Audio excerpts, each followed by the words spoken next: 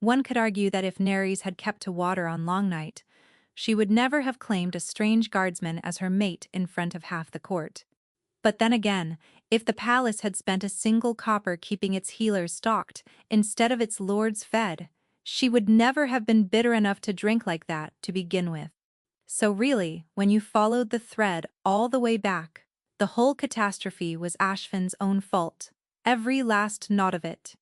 And the one detail nobody in that smoke-warm hall had the faintest idea of, the detail Neris herself would have laughed until she wept over, was that the quiet, broad-shouldered guard she seized by the collar. He had crossed 3 realms, hidden a crown beneath a loose stone at the border, and pulled a common soldier's cloak over his shoulders, for one reason only, to walk into this palace unknown and find the woman the moon had promised him. He had been in Ashvin 4 days. He had found her on the 2nd. Neres, for her part, was not much of a drinker and even less of a dancer. But something about Long Night, the fires banked high in the lower hall, the mulled ale that went from warm to golden to entirely too easy somewhere around the 4th cup, tended to loosen the bolts a person spent all year keeping tight, which was presumably how she came to be standing on a bench with a tankard in her fist, swaying like a reed in a river, and utterly convinced she was delivering the finest speech of her life. "I could keep this whole court breathing," she announced, "better than every silk-collared lord in it, on their best day and my very worst." The table below her roared. "To the healer we don't deserve," howled Pell, the youngest of them, lifting his cup so high he slopped half of it down his own wrist. "I mean it," Neres jabbed her tankard at the room. "Give me the run of the stores for 1 moon and I'd have the infirmary stocked, the night watch fed, and every fever in the lower city broken by spring." "And how would you manage that miracle?" asked Rena, grinning up over the rim of her cup. "Where do I even start?" Neris nearly lost her footing and recovered with the wounded dignity of the very drunk. "We are sent 40 rolls of clean linen and receive 12. We order fever bark and willow, and it goes where? Gone. Vanished between the ledger and the door." That last one, she and the old matron had spent 3 sleepless nights, chasing instead of sleeping. And the orders contradict each other by the hour. Ration the poppy. No. Pour it out. No. Lock it away. I spend more time untangling who told whom than I ever spend healing a soul. "Sounds like rotten luck," Rena said, pressing a fresh cup into her free hand. "It isn't luck. It's neglect." The ale took the wheel entirely. "Because the men at the top haven't the faintest notion any of it is happening. They're too busy waxing poetic over their banquets to notice the whole palace is rotting from the cellars up. I'd sooner take a common gate guard to mate than one preening lord in this hall at least. A guard knows what an honest night's work costs." "Strong words," said a dry voice from the bench beside her. Neres looked down. She hadn't noticed him sit, a big man in a plain guardsman's cloak, the hood pushed back, now a cup of dark ale in one broad hand that he had not once lifted to drink. She could make out a jaw that looked carved by someone who'd been showing off, and eyes, pale, storm gray, and far too steady for the easy set of his face.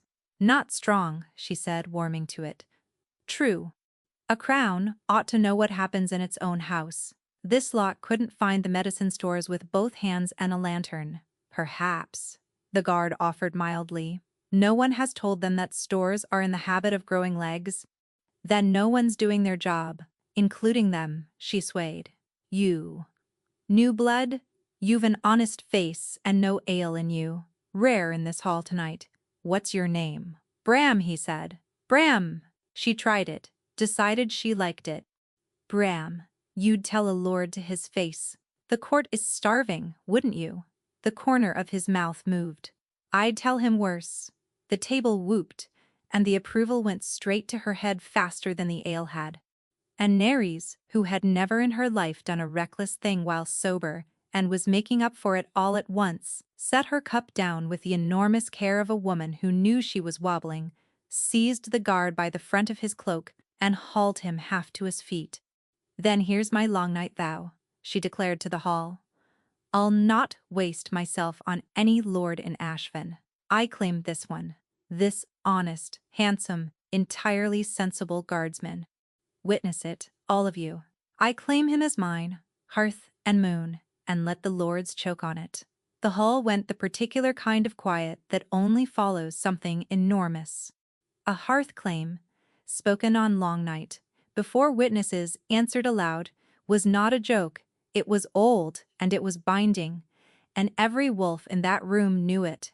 Nares did not, at that precise moment, know very much of anything. "Well?"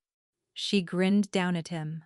Drunk and triumphant and certain, she'd finally said the one thing that would make a quiet man stammer. "What'll it be? Will you have me, guardsman?" She expected him to go scarlet and mumble and set her gently back on her bench, the way everyone always backed down. She had, as it happened, picked exactly the wrong quiet man. He rose the rest of the way, unhurried, until she had to tip her chin to hold his eyes. Something passed behind that storm-gray gaze. Not surprise, recognition, relief, even, as though he had been waiting a very long time to be asked. "Done," Ram said softly, and the word landed in the silence like a stone in a still pond. Witnessed and answered. No taking it back. The hall erupted. Somewhere a cup shattered. Somewhere else, a woman gasped Nares's name. And Nares, flushed with victory, opened her mouth to crow. And the floor and the ceiling traded places, the fires smeared to long gold ribbons, and she pitched sideways, off the bench, into a pair of arms that caught her as though they'd been made to. The last thing she felt was that she was being lifted, easily, gently, against a chest that rumbled something low and amused into her hair. She was asleep before she heard a single word of it. Nares woke to the firm conviction that she had died in the night, and that the afterlife was unforgivably bright. At least she was in her own cot. Against every reasonable expectation, she had made it back to the healer's loft. The night came apart in her hands in pieces that refused to fit. The banked fires, a hand of cards, laughter, a low voice that had been amused at her. She turned the shards over, got nothing useful, and filed the whole thing under too much ale and never again. There had been a man. She was fairly sure there had been a man. Gray eyes, and a voice like a warm stone. It was the last pleasant thing she would feel for some hours. "She lives," said Rena from the doorway. Nares cracked one eye. Rena stood with her arms folded, and behind her hovered Pell. And behind Pell 2 or 3 more heads she could not yet bring into focus. "Go away," Nares croaked. "Big night," Pell offered, with the delicacy of a man diffusing something. "Fine." She dragged an arm over her eyes. "I drank too much. It won't happen again." The admission cost her more than the headache. She was the one who stayed clear-eyed while the rest went soft, who counted the cups and walked people home. She braced for them to laugh. Nobody laughed.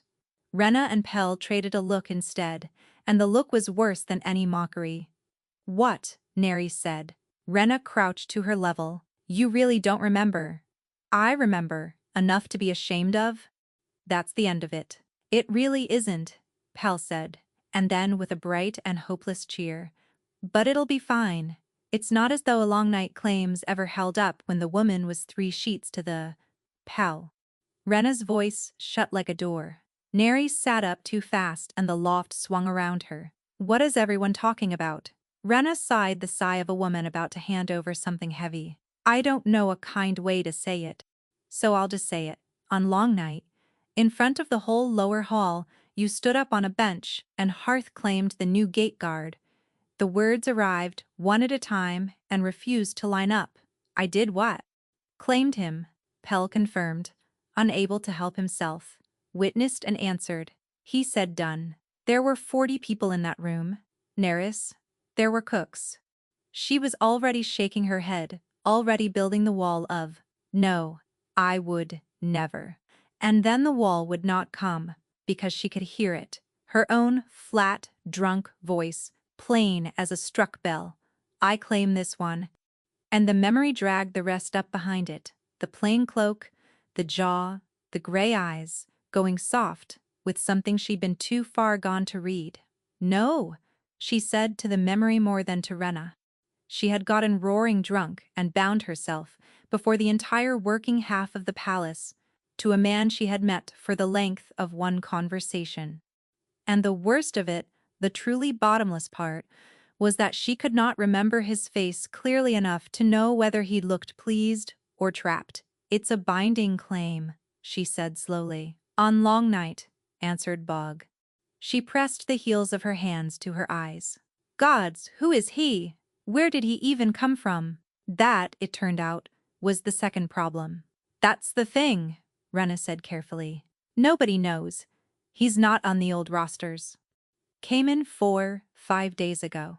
With the winter hires. Keeps to himself. Works every shift he's handed. Doesn't drink. Doesn't gamble. Doesn't talk. Pell asked around the barracks this morning." She paused.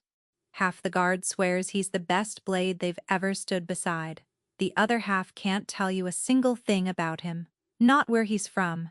Not his house. Not his second name." A cold thread wound itself through the pounding in Neres's skull. A guard with no house and no history, who arrived a handful of days before Long Night, who happened to be sitting at her elbow at the exact moment she made a fool of herself, and who had said "done" instead of laughing. Before she could chase the thought, the loft door banged open. Neres a page breathless. "The Chancellor wants you. Now." The room went still. Pell's hopeful look folded itself quietly away. A summons from Chancellor Halvard, at this hour, in that tone. Halvard, who had found her half feral at 13 and put a healer's satchel in her hands, instead of leaving her to the streets. Halvard, whose good opinion she had spent 15 years earning and could lose in a single drunken night. Whatever came next, it was going to be bad. She got up, she got dressed. Her hands were not steady, and it had nothing to do with the ale. They crossed the yard on the way to the Chancellor's wing, and that was when Neres saw him. Bram, at the far gate, running a new recruit through a drill. A plain guard among plain guards, cloaked gray, sleeves shoved back. And every soldier in that yard, without one of them seeming to know why, had drifted to stand a half step straighter whenever their backs came near him. Old sergeants, hard men, men who deferred to no one. The whole yard bent toward the new guard, like iron filings toward a lodestone, and not a soul in it could have told her the reason. Whatever Bram was, Neres thought, with the first true prickle of fear crawling up her neck, he was not a common guardsman, and she had claimed him in front of the world. The Chancellor's study smelled of beeswax and old paper, and Halvard did not look up from his ledger when she entered, which was somehow worse than if he had. "Tell me, the whole palace has it wrong," he said at last, setting down his pen. "Tell me you did not, in front of a hall full of witnesses, hearth-claim a gate-guard whose name you did not know." Neres closed her eyes. "Sir, I can explain. There is nothing to explain, and we both know it." He rubbed the bridge of his nose. Halvard, who had faced down a plague ward and a bread riot in the same winter without blinking, now looked simply and openly tired. "A binding claim, Neres, on Long Night. You have handed the gossips of 3 houses a feast, and you have bound yourself to a man with no name and no past. Do you understand how this looks? A healer of my household, drunk, throwing herself at the first broad pair of shoulders too. I know how it looks. Then you know I have to undo it." He said it more gently, quietly, before it reaches the Boy King's council. "A claim can be released if both parties stand before a witness and speak it dissolved. I've already sent for the guard. We put this behind us this morning, and in a month, it's only a story people tell at your expense." He almost smiled. "You've weathered worse." For the first time since she'd woken, something in Neres's chest loosened. It could be undone. It could be a story. She could go back to being the woman who counted the cups. Then the door opened and Bram walked in, and the loosened thing in her chest pulled tight again. He filled the doorway the way water fills a cup, completely, and without any apparent effort.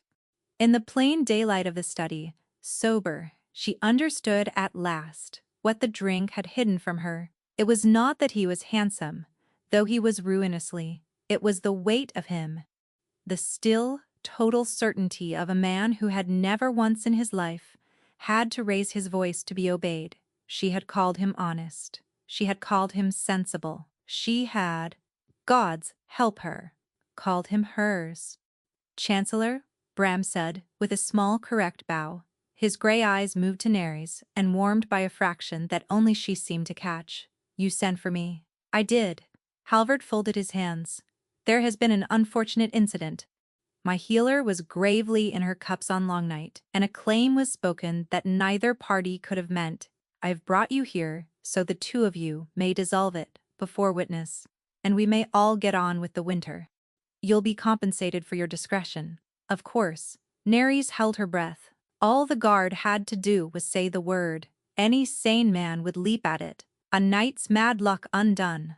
A purse for his trouble, no lord's daughter to answer to. Bram was quiet for a moment. Then he said pleasantly, No. The word dropped into the room and lay there. I beg your pardon, said Halvard. I said no. Bram's tone did not change at all. The claim was spoken on long night, before witnesses, and I answered it freely and sober. I meant it when I said it. I mean it now. His eyes found Maris's, and there was nothing mocking in them, which was the most unsettling part of all. A claim answered in good faith is a claim kept. I'll not stand here and unspeak it like it cost nothing. You. Nares found her voice, and lost it again. I was drunk. I insulted the crown. I insulted the lords. I insulted, very likely you, and I do not even remember doing it. Why, in the name of the moon, would you hold me to it? Because, Bram said simply, I don't believe you were wrong about a single thing you said. Halvard's face had gone carefully, dangerously smooth. This is absurd. She is a healer of my household. You are a winter hire, with no house, and no with respect, Chancellor, Bram said. And though the words were soft, the room seemed to lower its voice around them. The claim isn't yours to dissolve. It's hers. He inclined his head. If the lady stands before me and tells me plainly, sober, that she wants it unspoken, I'll release her this instant and never trouble her again. Until then, it stands. He looked at Nares, and waited, and did not push. And Nares, who had every reason in the world to say the words that would set her free, I want it unspoken, stood there with her heart slamming and to her own furious bewilderment did not say them. Halvard's gaze slid from her to the guard and back, and something moved behind his eyes that Nares, healer that she was, would spend the next weeks trying and failing to name. Not anger, not quite, something colder and far more careful. The look of a man recalculating a sum he had thought already settled. Leave us, Halvard told the guard too evenly. The healer and I have things to discuss. Bram bowed and went. At the threshold he paused, and without turning fully back, said, For what it's worth, I'd have said yes, stone sober, in an empty room, with no one to witness it at all. And then he was gone, and the door clicked shut, and the apology Nares had built so carefully sat in her mouth with nowhere left to go. Halvard stared at the closed door for a long moment. That man, he said quietly, almost to himself, is no gate guard. And the cold thread in Nares's chest pulled so tight she could scarcely breathe, because for the first time in 15 years, she could not tell whether her chancellor sounded afraid for her, or of something else entirely. If she could not be rid of him, Nares decided she would at least put him to use. She found him 3 mornings later at the east gate, and she did not bother with a greeting. You want to keep this claim, she said. Fine. Then, you're going to earn it. You're going to come and see exactly what you've bound yourself to. And when you've seen it, you'll release me out of sheer good sense. Bram considered her with that maddening calm. You want to show me your work. I want to show you the truth. Follow. She had meant to march him through the medicine stores, like an inspecting matron, brisk and cold, and hand him every reason to walk away. But the moment she stepped into the low stone room, with its rows of half-empty shelves, something in her loosened that had been clenched tight since long night. This was hers. This, she understood. The smell of it alone, dried yarrow and lamp smoke, and the faint copper ghost of every wound she'd ever closed in that room, settled her better than any night's sleep had since the festival. 6 beds in the night ward, she said, moving down the shelves as she spoke, touching each gap where a jar should have stood. 9 on a bad week, because we double them up. 2 of them are soldiers from the lower gate, with lung rot they caught standing watch in the wet. And I am rationing their fever bark by the pinch, because the crates come in light, and no one upstream will tell me why. She turned. You wanted to see what you bound yourself to. It isn't a scandal, guardsman. It's a storeroom that's quietly killing people who can't afford a physician. Now, still glad you said done. He did not flinch from it, which was the first thing about him that morning that gave her pause. He only looked at the empty shelves for a long moment, and something in his jaw set. 40 rolls of linen requisitioned each moon, she said, running a hand along a bare shelf. 12 delivered, same with the fever bark, same with the poppy, the willow, the lamp oil for the night ward. She waited for the soothing noises men always made. Terrible, someone ought to look into it. And the swift retreat that followed. Instead, Bram said, "Show me the intake ledger." She blinked. "What? The ledger? You keep one, surely. Where deliveries are signed in." He held out a hand, patient. "You said, 'Come and see.' I'm asking to be shown." There was something almost boyish in it. The eagerness of a man handed a puzzle he genuinely wanted to solve. She pulled the battered book from its shelf, and gave it over, and watched him open it, and go still with a focus that did not belong to any winter hire she had ever met. His thumb stopped on the 3rd column. "Here," she started to say, but he had already found it.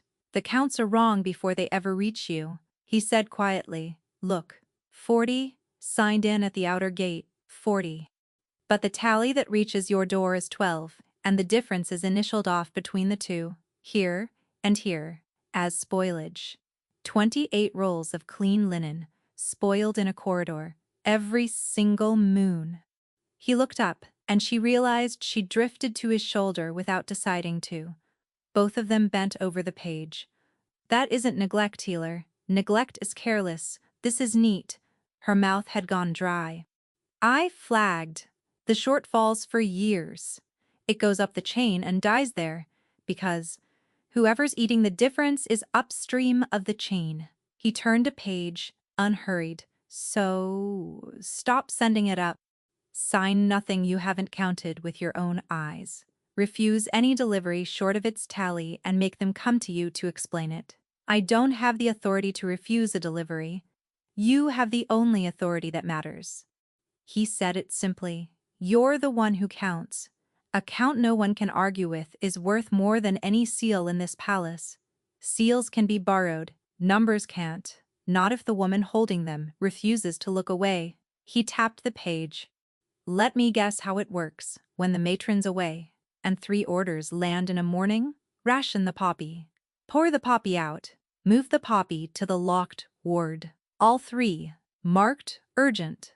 All 3 signed. All 3 impossible to obey together." She stared at him. "Last month, word for word. And what did you do? Kept the poppy exactly where it was, and prayed. Nobody noticed, did anyone?" "Not yet." She met his eyes. "But when they do, it'll be my name in the ledger, not theirs." His smile faded to something quieter. "Thank you," he said, "for trusting me with this." "It's not trust," she said. "You wouldn't leave." But it came out softer than she meant, and he heard it, and had the grace not to smile at her again. She stared at him. This nameless man in a gray cloak, who read a corrupt ledger like a statesman reads a treaty. "You talk," she said slowly, "like no gate guard I've ever met. I've stood a great many gates." He said it lightly, and reached past her to turn back to the delivery page, and his sleeve brushed the back of her hand, and her whole arm lit up to the shoulder. He was doing it on purpose, she thought, and then saw that he wasn't even looking at her. He was reading, truly reading, something warm and dangerous unfurled behind her ribs. "Who signs off the spoilage when the matron's abed?" he asked, not looking up. "Whoever's nearest the seal and feeling important." It came out drier than she meant, and he laughed, a real one, startled out of him. And she felt the answering tug at the corner of her own mouth before she could stop it. Then his eyes dropped back to the ledger, to the small pressed mark inking off the vanished linen, and the laugh went out of him all at once. She followed his gaze. A seal, stamped faint at the foot of the tally. A sheaf of grain crossed by a key. She had seen it 1,000 times, and never once thought to wonder at it. "That's a household seal," she said. "Provisioning. It's on half the paper in the palace. It doesn't mean—" "No," Bram agreed, too evenly, and closed the ledger with great care, as though it might bite. "It doesn't mean anything at all."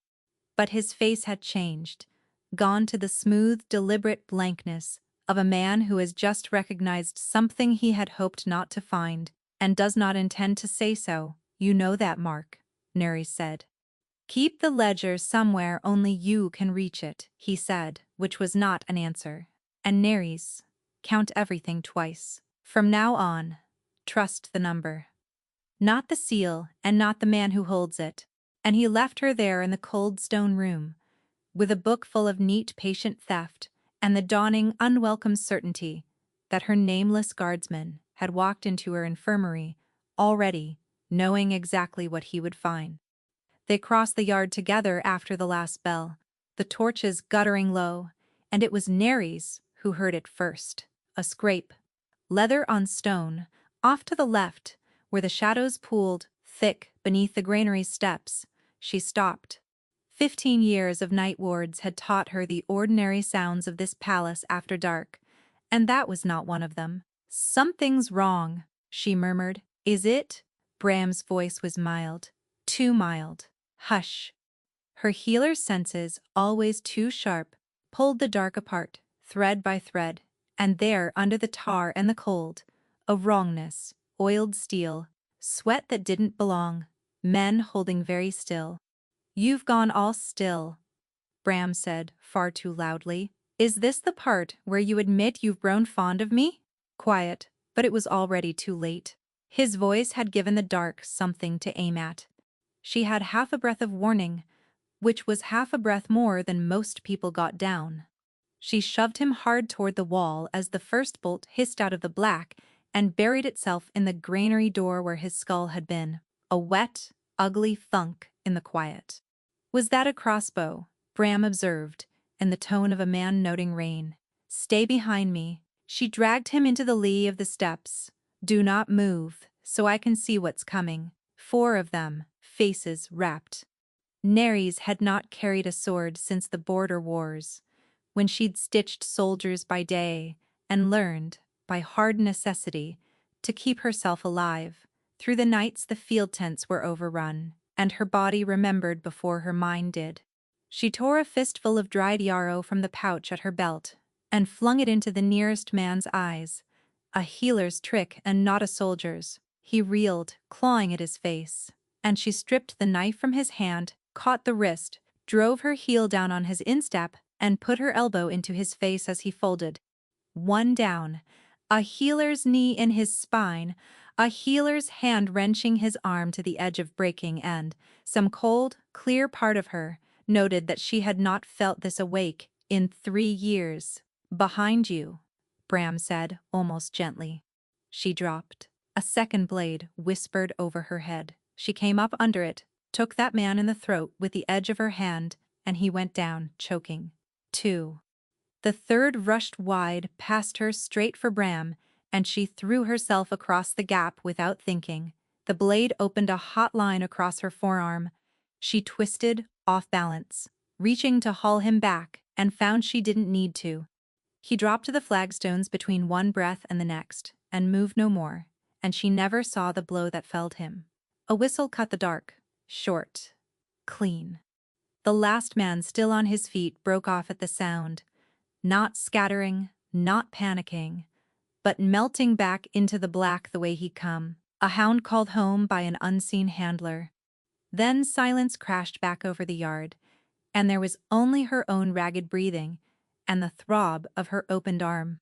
She turned, blade of her hand still up, and found Bram exactly where she'd left him against the wall, unhurt, unhurried, and watching her with something that was not fear. And crumpled at his feet lay the man who had lunged for him, still as stone. She had not seen Bram move, she had not seen him strike.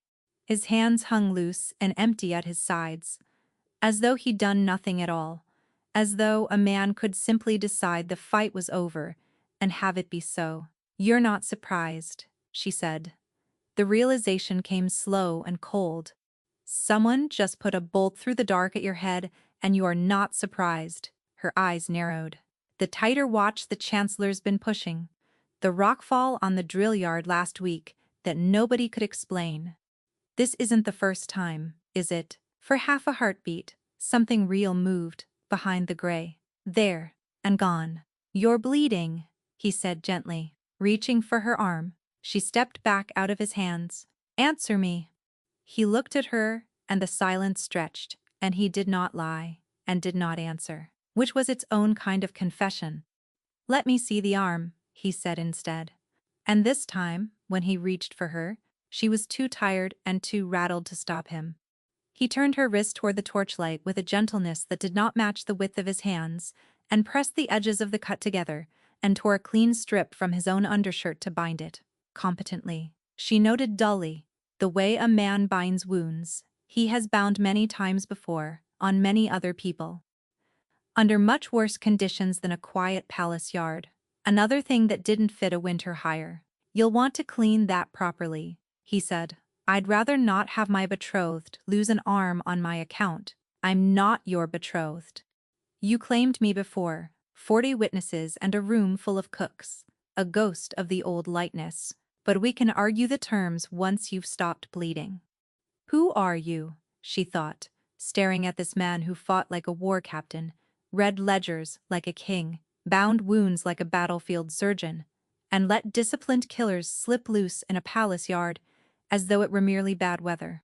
A guardsman playing at nobody, or a somebody playing at guard. She didn't know, but she was a healer. She kept careful count of the things that didn't add up, and the tally beside Bram's name had grown very long indeed. For the better part of a month, Nerys tried to work out what her guardsman was hiding, because it was the only sane response to a man who'd been shot at in a courtyard and shrugged it off like spilled broth. So she did what she was good at. She watched, she gathered. Was the claim a shield, a reason to keep a blade at his side, without owing anyone an explanation? Was he a spy for some rival court, an assassin gone quiet, a high-born son hiding from a debt or a blade of his own? Every night she built a new theory, and every day the man declined, courteously, to fit inside it. She'd ask a sharp question, and he'd answer with a joke. She'd press, and he'd say something so quietly kind it knocked the next question clean out of her head. She'd corner him about the 4 wrapped killers, and he'd tell her she was formidable when she was angry, and mean it, and by the time she recovered, they'd be 3 subjects downstream, and she couldn't, for her life, recall how they'd got there. Once, only once, she thought she'd caught the edge of something true. Past the midnight bell, she'd seen him slip from the barracks and cross the yard the wrong way, away from his post, toward the record house where the old provisioning ledgers were kept under lock. She'd followed at a distance, heart in her throat, and found the door shut and no light beneath it, and when she turned around, he was simply there, close behind her in the dark, asking with perfect ease whether she'd taken to walking off her supper. She had no answer that wasn't an accusation, and he had let her keep her silence and steered her home. But she had smelled it on him. Then, ink and old paper, and the dry dust of documents no gate guard had any reason to touch. He gave her nothing she could use, and a great deal she had no idea what to do with, because, the longer she watched him for danger, the more she simply watched him. It crept up on her like a low fever. He came to the still room while she ground willow bark and leaned in the doorway with the lamplight sliding down the long line of his throat, and she lost the thread of her own work halfway through a measure. "You've stopped," he observed. "I'm thinking." She was not thinking. She was looking at his mouth, and she caught herself doing it, and was furious, and it only got worse. Worse still was the word itself. She had expected a man who fought like that to have no patience for the sick, and instead, she'd come in one gray dawn to find him crouched beside the cot of the youngest lung-rot soldier, a boy of 16, homesick and frightened, telling him some long, ridiculous, clearly invented story about a warhorse that refused to cross rivers. Until the boy was laughing too hard to remember, he couldn't breathe. Bram had not known she was watching. He had not been performing for anyone.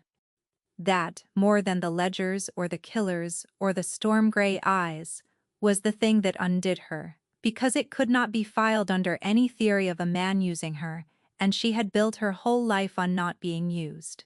He took to bringing her hot cider at the cold edge of the night ward, 2 cups cradled in his big hands, and when he passed hers over, his fingers brushed hers and the touch went straight up her arm and down her spine and settled somewhere it had no business settling. She covered it by scowling into the dark.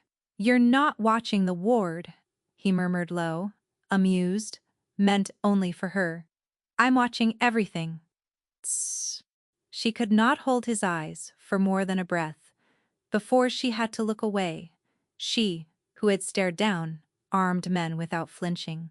He smiled into his cider like a man who'd won a small private wager, and said nothing, and let her stew in it. That was the unbearable part. She could never tell how much of it was real, and how much was a clever man's practiced ease, and which answer frightened her more. She lay awake in the healer's loft after the late wards, her body humming and sleep nowhere, and her traitor mind went straight to him, his hands, his voice, a great deal more than his hands, alone in the dark, with her own breath gone shallow, hating herself the whole while. It came to a head late in the still room, past the middle bell, when the palace had gone quiet, and the only light was the one lamp between them. He'd come in without papers, without a question about the watch, without a single thing she could file the visit under. Just Bram, folding his enormous frame onto the bench across from her as though he'd done it 100 times, watching her work in the low gold light. Neris set down her pestle. Her hands were not steady, and she was done pretending. She didn't know why. "What do you want?" she asked. It came out raw, and far too honest, and hung in the small warm room, with nowhere to hide. Bram was quiet for a moment. Then he leaned forward into the lamplight, and every trace of the easy, deflecting smile was gone from his face, and what was left was steady and dark and entirely serious. "That's the wrong question," he said softly. "Ask me what you want, Neris. And this time, don't look away when you answer the wrong question, as though there were a right one." As though she had not spent a month stacking theories into a wall, for the sole purpose of never having to stand here in one lamp's worth of light and say the true thing out loud. "You don't fight fair," she said. "No." He didn't move from the bench. "I never learned how. Say it anyway. I can't keep doing this." It came out cracked, and once it started, it would not stop. "Every day you won't tell me what you're after, and you won't leave. And you bring me cider and you make the sick boys laugh. And you look at me, like, and I am not built for this. I am the woman who counts the cups. I do not want things I can't keep, because wanting them is how a sensible person gets made a fool. And you," her voice failed and she dragged it back, "you are making me want, so tell me it's a scheme. Tell me you need a blade you can trust, or a claim to hide behind. Tell me anything that makes sense. Neris." He stood, slowly, the way a person approaches something that might bolt. "What if there's no sense in it at all?" What if I simply want you? Men who look like you don't want women who look like me. It came out a whisper. She was staring at his mouth again and hated herself for it. You don't believe me. He came around the bench, unhurried, until she had to tip her chin to keep his eyes. They're Datcher, so here's the whole of it. Tell me to go and I'll walk out of this room and never trouble you again. No claim, no cider, nothing. You'll never see me past a corridor. Not his voice dropped to almost nothing. Or ask me to prove it. The still room was very quiet. Her own pulse was very loud. Prove it, she heard herself say. He kissed her, and every careful thing in Neraz's head went white and silent at once. There was no hall to perform for, no witnesses, no bench to stand on, only the lamp, and his hand sliding into her hair, and a mouth that was warm and certain and unhurried, and the sudden, total, overwhelming fact of him. Her knees forgot their purpose entirely, and for once, she let them. Then her senses caught up with the rest of her, and what they found undid her completely. Not heat, but tenderness, the plain and unhidden truth that he wanted her, and had wanted her for weeks, and had never once tried to make her into something more convenient first. Neres had been valued for her hands, for her steady nerve, for the count no one else would keep. She had never in her life stood in the path of a man's simple, undefended caring, aimed at her and nothing she could do for him, and it folded her resistance clean in half. She fisted a hand in his collar and drew him down and kissed him properly, the way she had refused to let herself imagine for a month, and he made a low, unguarded sound against her mouth and gathered her in as though she were something he'd waited his whole life to be allowed to hold. For once, Neres stopped counting. For once, she simply let herself be held, and held him back. Neres! His voice had gone rough. He drew back just far enough to search her face, his eyes soft and certain. Be sure. I'm sure, she said, and reached for the lamp, and turned it down. This was not a scheme. This was not a claim, or cover, or a clever man's angle. This was only a man who wanted her for no reason on earth, but wanting, and, God's help her, a woman who wanted him back. Afterward, in the dark, he did not do the thing she had braced for, did not roll away, did not turn brisk and distant, did not begin already leaving. He gathered her against him instead, one arm heavy and sure across her back, and pressed his mouth to her hair, and let out a long breath, as though he had set down something he'd been carrying for a very long way. I've frightened you, he murmured. Not a question. You've done nothing of the sort. She was a poor liar, even at the best of times. You count things, he said quietly into her hair. I've watched you do it. The cups, the crates, the reasons a person might not stay. You've been counting me since long night. His hand moved slow and warm along her spine. Count this then and keep it. I have never in my life wanted a thing the way I want you, and I have wanted a great many things and been given most of them, and none of it ever felt like this. A pause. You may distrust every other word out of my mouth. Trust that one. She said nothing, because her throat had closed, because no one had ever asked to be counted before. They only ever wanted to be useful, or obeyed, or gone. She pressed her face to his chest, so he would not see what her eyes were doing, and for a while, there was only the fire ticking down to embers and the great slow drum of his heart under her cheek. It was much later, with the fire burned to embers and his heartbeat slowing under her ear, that she saw it, his hand loose and open on the blanket in the last of the light. And there, at the base of one finger, a pale, untanned band, the ghost of a ring, worn so long and so heavy. The sun had never once touched the skin beneath it. A broad ring, a signet's width. A gateguard did not own a ring like that. A gateguard's hands did not carry the memory of one, heavy and worn every hour of every day for years. In some other life she had never been shown. She lay very still and watched the band in the last red light of the fire, and hated the part of herself that had gone cold and clear and careful even here, even now, with the warmth of him still against every inch of her. Let it be nothing, she told that part. Let it be one ordinary thing about an ordinary man. Let me have this one plain, good thing that isn't a puzzle to be solved. But the clear, cold part of her had kept her alive through 2 wars and 15 years of a palace that ate the trusting, and it would not be argued down. It only noted the pale ring of untouched skin, and the 4 days he'd appeared from nowhere, and the killers who came for him in the dark, and the way an entire yard of hard men bent toward him without knowing why, and it set them side by side and waited. She said nothing. She closed her eyes and let him think she slept, and added it, quietly, to the count.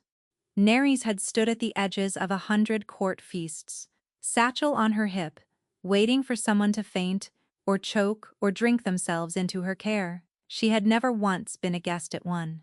Yet, here she was, at the Boy King's winter feast, poured into borrowed blue silk, and feeling flayed, because Bram had asked her, quietly, seriously, to come, and she had run clean out of reasons to tell him no.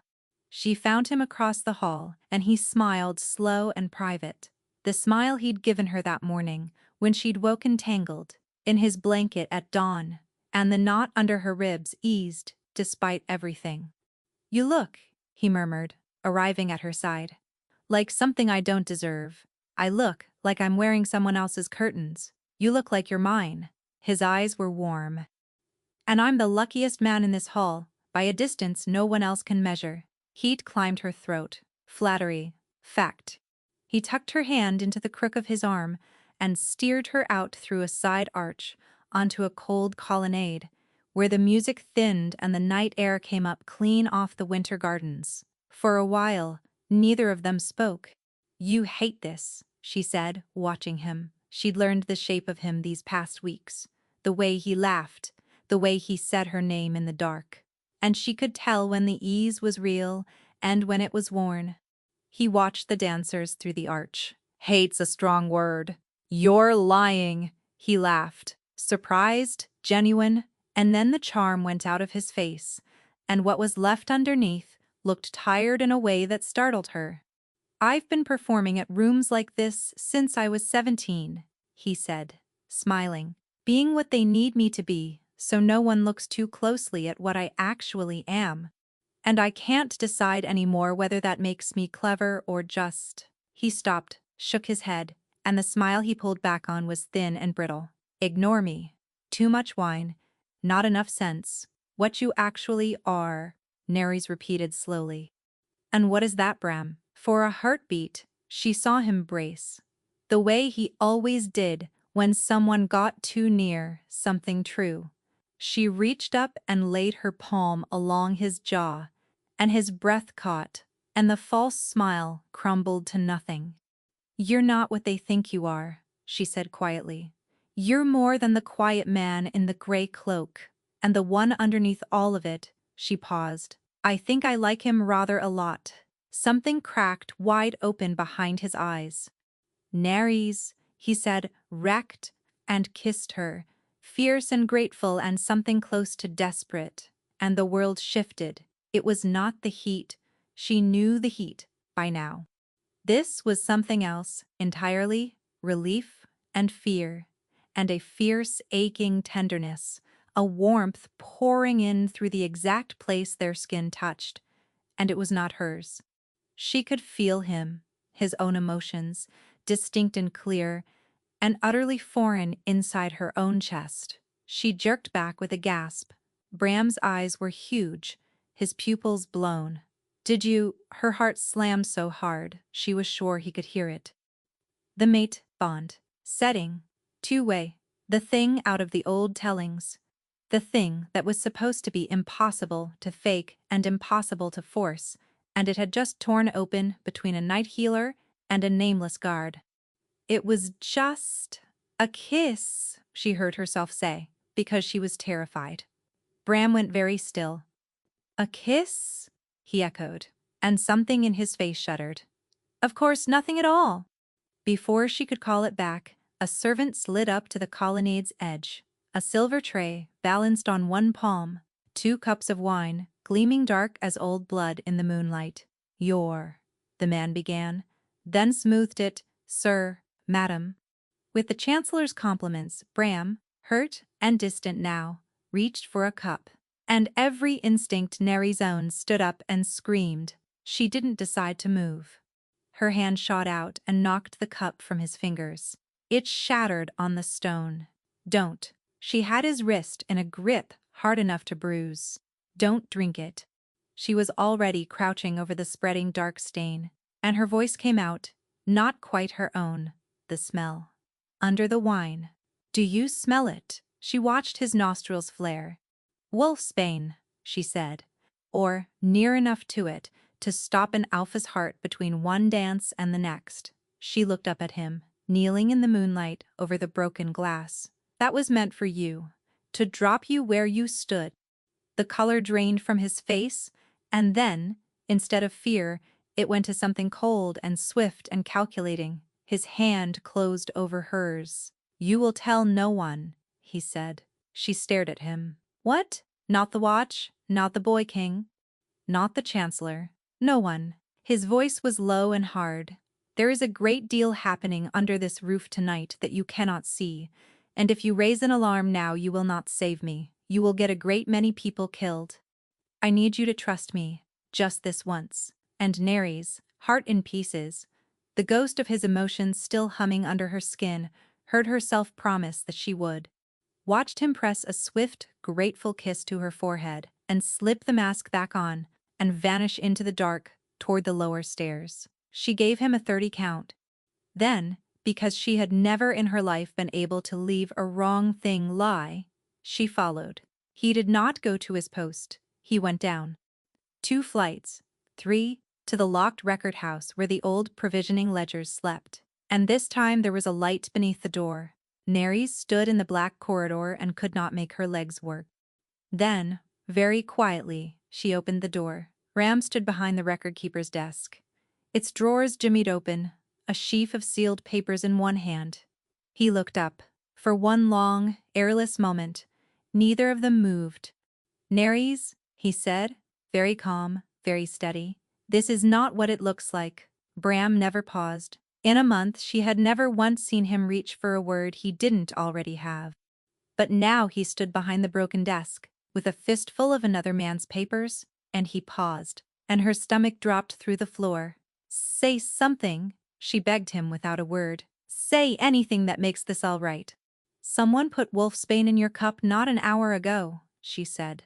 You told me to keep it quiet, and then you came straight down here, in the dark, to break into the record house and rob it. So tell me, guardsman. Her throat had gone to wire. What is going on? Every instinct she owned was howling that something was deeply wrong. And still she stood in the doorway and held the door open behind her, offering him the way out, because a handful of hours ago she had woken warm against him at dawn, and she did not want this to be what it so plainly was. He set the papers down, and then, quietly, he said, My name is not Bram. The words would not resolve into meaning. They were only sounds. My name is Varric. He straightened, and it was as though a weight he'd been carrying stooped over for a month came off his shoulders all at once, and he stood to his true height for the first time. The stillness she'd never been able to place settled over him and made hideous sense. I am the Alpha King of Highreach. I crossed the border 4 days before Long Night, and I left my crown under a stone at the ford, and I came into this palace as a gate guard for 2 reasons. His gray eyes did not leave hers.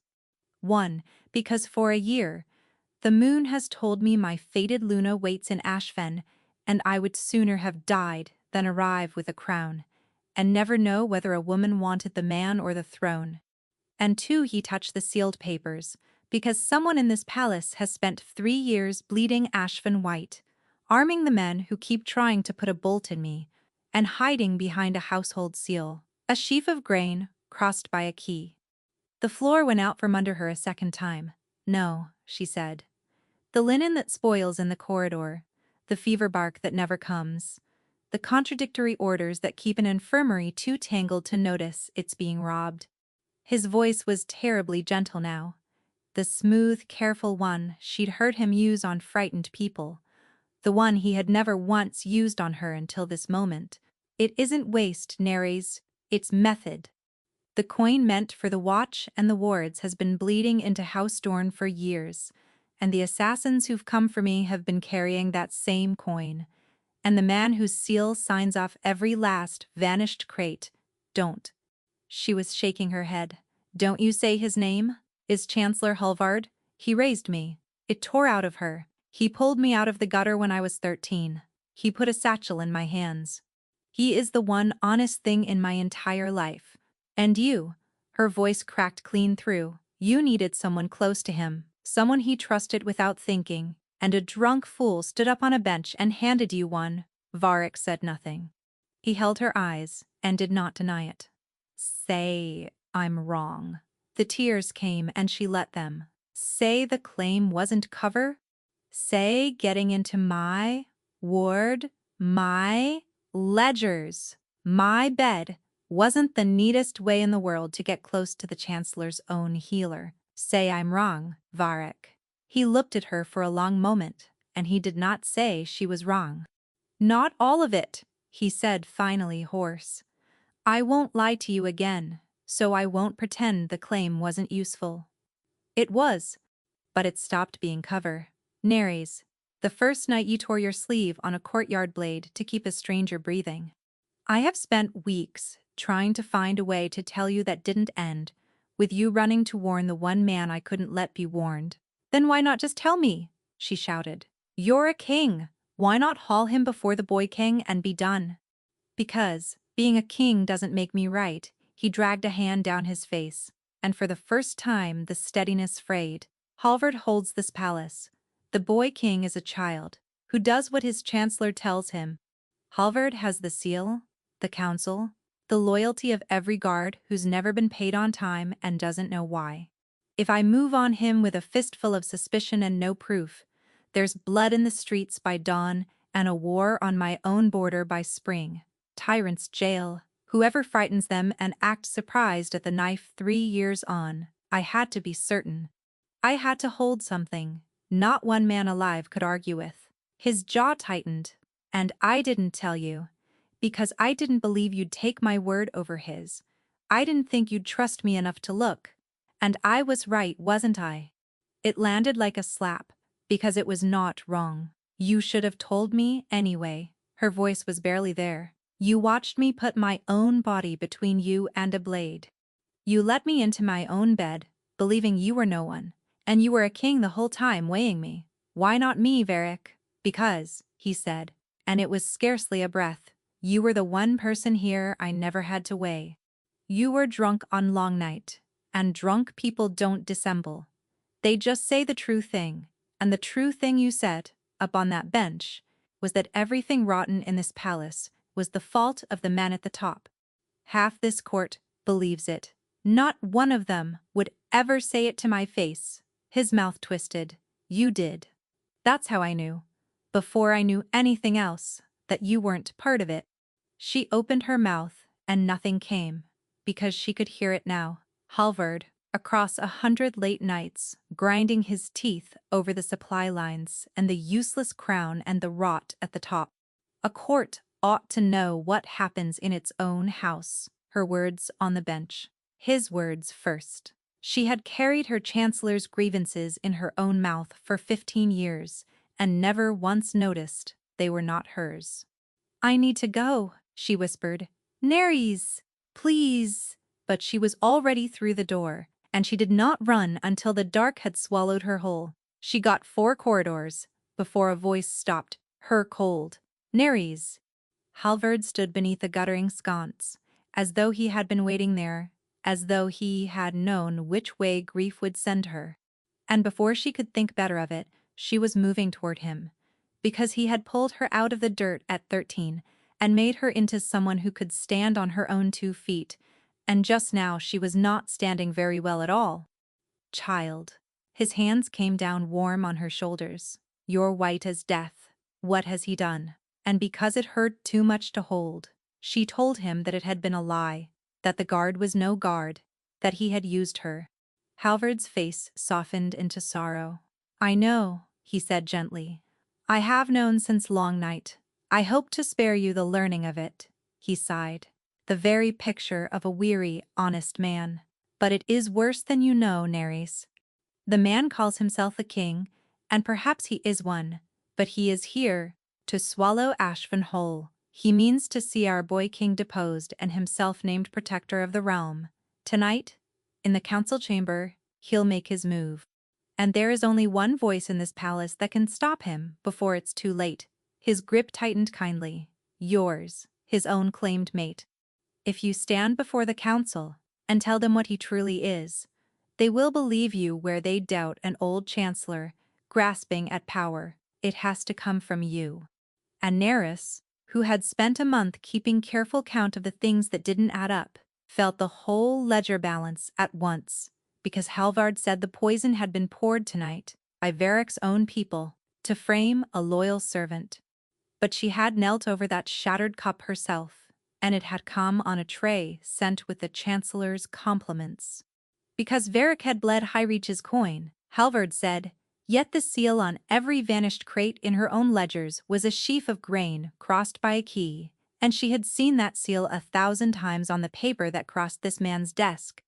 Because a king bent on conquest does not spend 4 days scrubbing pots as a gate guard on the chance a healer might love him. The story was wrong. The timeline was wrong. None of it added up, which meant the man holding her shoulders, the one honest thing in her whole life, was lying to her face. Varric had told her the truth, and she had walked out on him for it. Her hand did not so much as twitch toward the knife at her belt. Not yet, not when she was one healer against a chancellor who commanded every blade in the building. Halvard expected her to be broken and furious and desperate to believe the worst, so she gave it to him. "What do we do?" she asked, and let her face crumple. His eyes sharpened with satisfaction. "You come with me to the council. You tell them what you saw." They walked, and it was the longest walk of her life, because she had nothing but her own word, and one wrong sentence would end a kingdom. The council chamber was full. The boy king, Emery, small and pale on his great chair, the lords ranged along the table, Varric standing straight-backed and alone at the foot of it, and every face turning as Halvard swept in with the healer at his side. "Majesty," Halvard said, bowing to the child, "it grieves me to bring this before you, but your court has been infiltrated by a foreign wolf who calls himself a king, and I have a witness, his own claimed mate." He turned, and the whole room turned with him, to Nerys.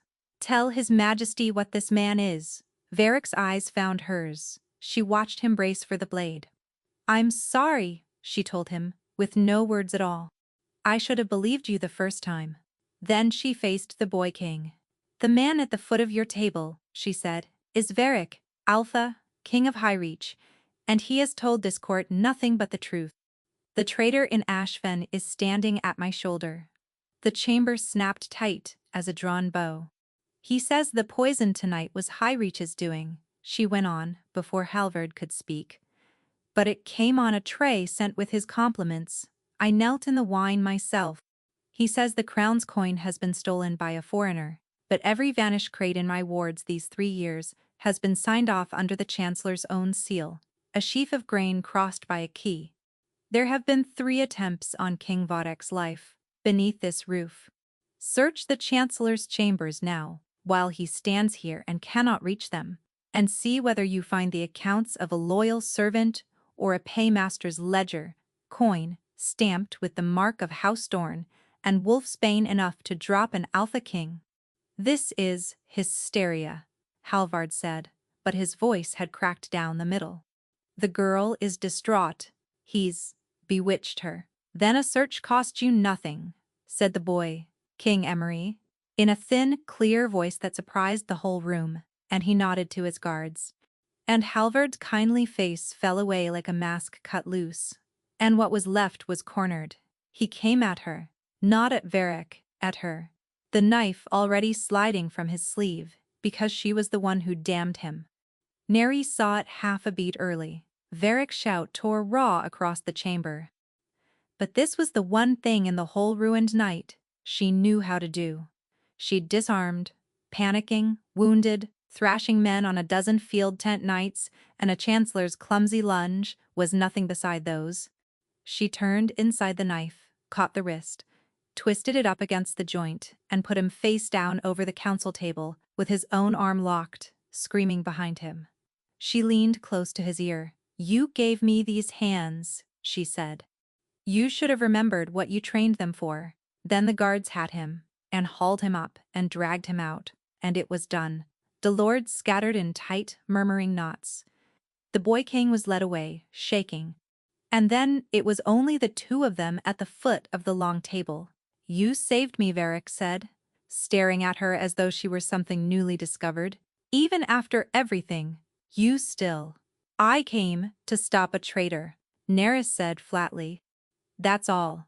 The light in his face guttered. "Nerys, the bond, it's real. You felt it tonight. I know you did. It doesn't matter whether it's real." Her voice came out cold to keep it from shaking. "I saved you because it was the truth, and because Halvard was a traitor. Not 1 second of it was forgiveness." She met his eyes. "You looked at me for a month, and let me love a man who didn't exist. A crown doesn't undo that. A bond doesn't undo that. A beat. I'm glad you're alive. You'll make a good king. But I can't trust you. I don't know that I ever will again." She saw it land, saw him understand that he had broken something a bond could not mend, and she turned and walked out into the dark before he could watch her cry. By late spring, she had been master healer of Ashfin for 3 months, and she was good at it. She had always known she would be. The palace was a different place now. Halvard sat in a cell beneath the old Watergate. The rot he'd worked into the realm for years cut out clean. The wards were stocked to the rafters.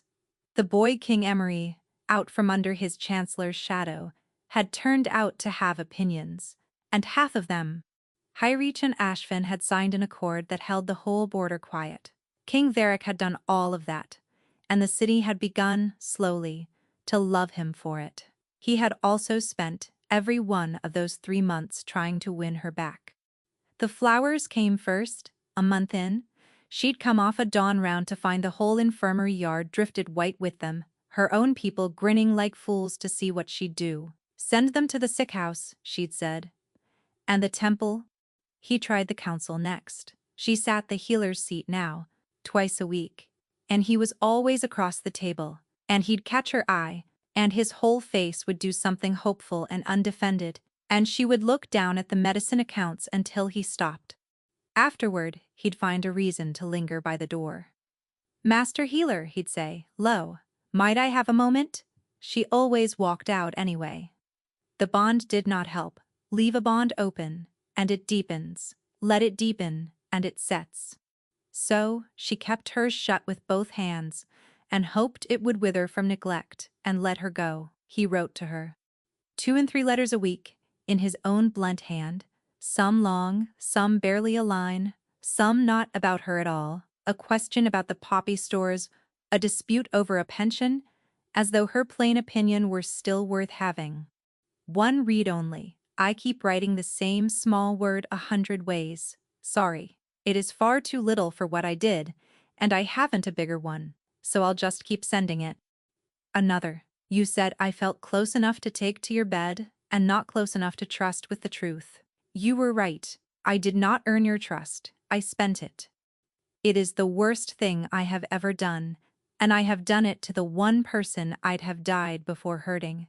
And one, near the bottom of a page, she had sworn she would not finish. "I don't want you back because you are useful to me. Gods know you were never that. I want you back because none of it means anything if you aren't in the room." Pell and Rena naturally had opinions. "Good," Rena said, in the early weeks. "Make him crawl. You owe that man nothing."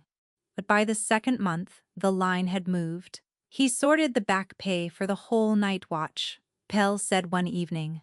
"Every soldier, 3 years of it. And he's written you what, 40 letters? 43, said Rena, who apparently counted. There was, too, the matter of the day she'd fallen. A patch of black ice on the infirmary steps, a full basket of glass files in her arms, her feet going out from under her and Varek 3 yards off and moving before she'd finished gasping, catching her whole weight against his chest so not a single file cracked. For one breath they'd stood there, close as they hadn't been since the colonnade, the bond flaring open despite everything she did to hold it shut, his heart going like a war drum under her hands. Then she'd stepped back and thanked him coolly, as she'd thank any passing soldier, and watched the hope drain out of his face by degrees, and hated herself for the whole of the afternoon. By the 3rd month, Pell and Rena had given up subtlety. Entirely. "Master healer," Rena said, "with respect, talk to the man. You're miserable. He's miserable. The rest of us have to stand here in the draft between the two of you." "I was used," Neri said, setting down her pen. "I'm not queuing up for a second turn at it. The wards run well. I'd like to be left in peace to run them." "He gave you the wards," Pell pointed out, not unkindly. "He gave the whole night watch 3 years of back pay and asked for nothing. He unseated the man who spent your childhood teaching you that you were a tool. And in 3 months he's asked you for exactly one thing, and taken no for an answer every single time." He shrugged. "I only mean, a man who wanted to use you would have stopped being sorry by now. He'd have found it cheaper to find someone easier." Neris had no answer to that, which was precisely why it kept her awake. Then, late in the 3rd month, a letter came that was different. "Neris, you deserved better than me, and better than a year of being asked. You've made yourself plain, and I'll respect it at last. This is the final one. I'll not trouble you again." She read it twice. This was precisely what she had demanded. So why did it sit in her chest like a stone going down a well? He kept his word. No more flowers. No more letters. When they passed in the corridors, he inclined his head. Master healer even. Courteous. Never cold. Just done.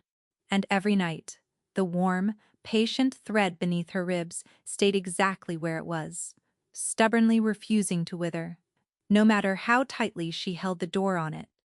The strange thing, the maddening thing, was that his silence was worse than all the asking had ever been. When he'd been writing letters and filling her yard with flowers, she'd had something to be angry at, a steady pressure to brace against. Now there was only the courteous nod and the closing door, and the sudden vast quiet where a man used to be, and she found herself, to her disgust, listening for footsteps that no longer came. She caught herself rereading the 43 letters one night, by a single candle, and slapped the drawer shut on them, and did not sleep. She told herself this was what she wanted.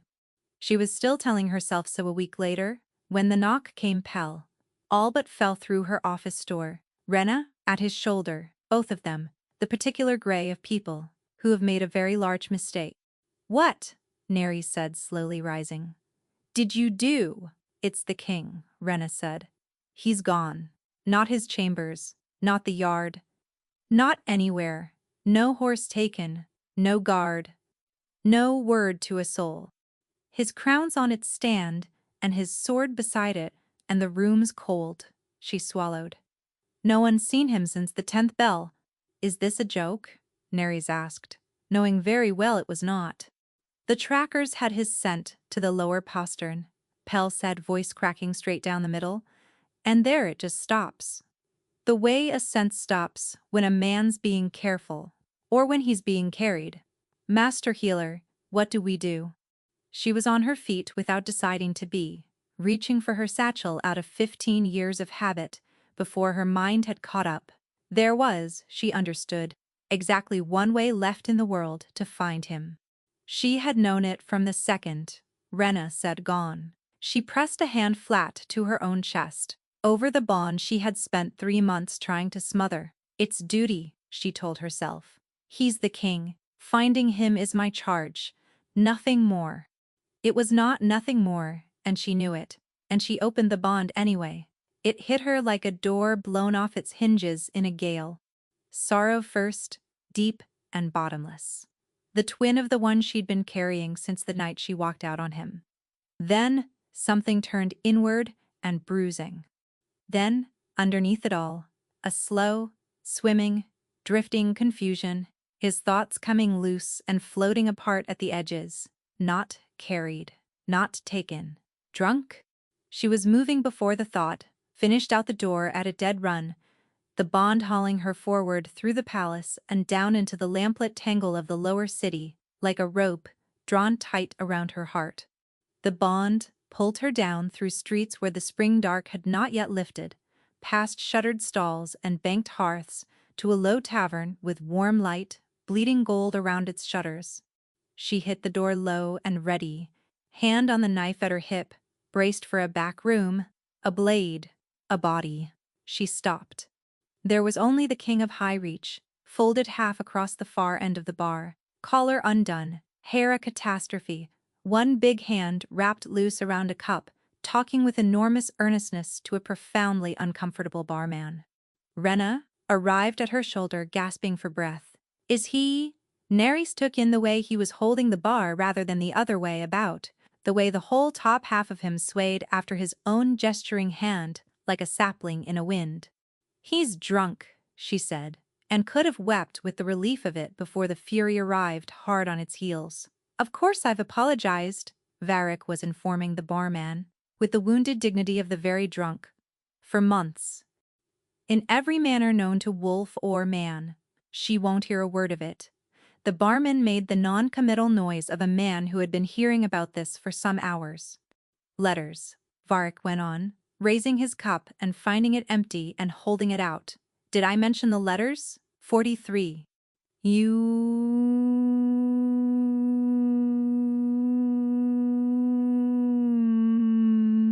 You did, said the barman, and refilled it, and caught sight of Nerys crossing the room and looked at her with the naked gratitude of the drowning. The trouble is, said the King of High Reach, taking a grateful swallow, there's nothing left to do but give up, is there? But I ask you, he gestured, nearly taking the cup off the bar. How does a man give up on his mate? Did I tell you she's my mate extensively? Sighed the barman. She is so stubborn. She won't hear me. She won't do anything but work. A wide, unsteady sweep of his arm. And she is unbearably beautiful while she works, and competent. But she was also beautiful and competent when Nerys reached the bar and plucked the cup clean out of his hand. That, she said, is enough. The barman shot her a look of pure salvation. Varric turned his head blurry and slow, and his gaze found her face and stuck. He blinked. And then his whole ruined, miserable expression cracked open into something so openly delighted that it hurt to look at. Nerys, he breathed, and through the wide-open bond she felt it slam into him all at once. Joy and disbelief, and a relief so total it left her breathless, too. What were you thinking? She said, low and shaking. Vanishing like that. No guard, no word. The whole palace thinks you've been carried off. I'll be back before anyone notices I'm gone, he assured her, and swayed. The entire palace has noticed you're gone. Ah, he considered this. That does complicate the plan. There's a plan? Get up, we're going. I'm not going. He tried to pull free of her hands, and nearly parted company with his stool. I am very happy here. You are nearly unconscious on a bar stool. I've nothing against the stool. It's you I'm cross with. She hauled him upright, and he stumbled into her, all warm dead weight, and the scent she'd spent 3 months refusing to think about, and pressed his face into her shoulder. You'll never forgive me, he mumbled. You said so. I used you. You did. I didn't know you, and then I did know you, he said, pulling back to peer at her, wounded and owlish. And then I loved you, and then I was so frightened of losing you that I lost you doing the losing myself. Do you see? It's very badly done. His voice dropped and the drink stripped every mask clean off it, so what poured through the bond was only true, the plain, aching, undefended fact of how much he had missed her. The Chancellor spent years teaching you that the only thing you're good for is being useful to somebody, and I came along and did the exact same thing to you, and I will hate myself for it until I die." She had gone very still. "You're being a coward now, though," he added, and made her gasp. "What? You'd sooner strangle a bond between our two actual souls than risk being hurt a second time. That," he informed her, listing gently toward the floor, "is cowardice." "I am not a coward." "Then, prove it." His eyes were sliding shut. He reached out, caught the front of her healer's coat in one unsteady fist, and hauled her a half-step closer, and there it was. The whole of Longnight turned exactly on its head. "I claim you, Nares. Hearth and moon before this barman, and the gods and nobody at all. I dare you." The bravado fell away and left something raw and small and completely unguarded. "Marry me, please. I'm a wreck without you, and I'll spend the rest of my life earning it back." No taking it back. The whole tavern seemed to hold its breath. So did she. She looked at him, caught between wanting to throttle him and wanting to hold him up, because he was sliding slowly barward, and every careful thing she'd built for 3 months went quiet at once. "Ask me again when you're sober," she said. "Ask me tomorrow, when you'll remember doing it." His eyes cracked open a slit. "And you'll say yes," he breathed. She opened her mouth to answer, and the Alpha King of all Highreach passed out cold against her shoulder, his head lolling warm into the curve of her neck, his breath slow and even, and smelling powerfully of cheap tavern spirit. And Nares stood in the gold light with the weight of him against her, and felt herself smile for the first time in 3 months. She pressed a kiss to his forehead, his hair soft against her lips, and murmured, "Ask me tomorrow, and find out." In the end, it took him 9 days. 9 days of asking, every single morning, sober in every way a man can be, across the council table until Rena threatened to resign her post in writing, on the infirmary steps with 2 cups of cider going cold in his hands, once with so many flowers the ward smelled like a festival for a week. He asked badly, and he asked beautifully, and he asked on the 9th morning, very quietly, holding nothing back through the bond at all, over a plain breakfast in the plain gray cloak he'd worn the night she first claimed him. And Nares, master healer of Ashfin, looked at the man who had crossed 3 realms and shed a crown to find her, and had then done the one thing guaranteed to lose her, and had spent long months learning how to deserve her instead, and she said yes. The whole city came out for it. The boy king who'd found his voice, and the 2 realms bound quiet along their border, and the plain night healer who had seen the man beneath the gray cloak before anyone else thought to look. He wept during the vows. She'd known he would. She very nearly didn't. But the bond gave her away regardless, and he laughed at her through his own tears. And after that, she stopped caring who saw. "You're stuck with me now," he murmured, when it was done. "No taking it back." "Why would I take it back," said Nares, "when I'm the one who claimed you first, drunk, on a bench, in front of a room full of cooks, if you'll recall?" "Best decision anyone in this kingdom has ever made," the Alpha King concluded. For once, she didn't argue. She kissed him instead, and this time, all of Ashfin was witness, and neither of them wanted to take a single moment of it back.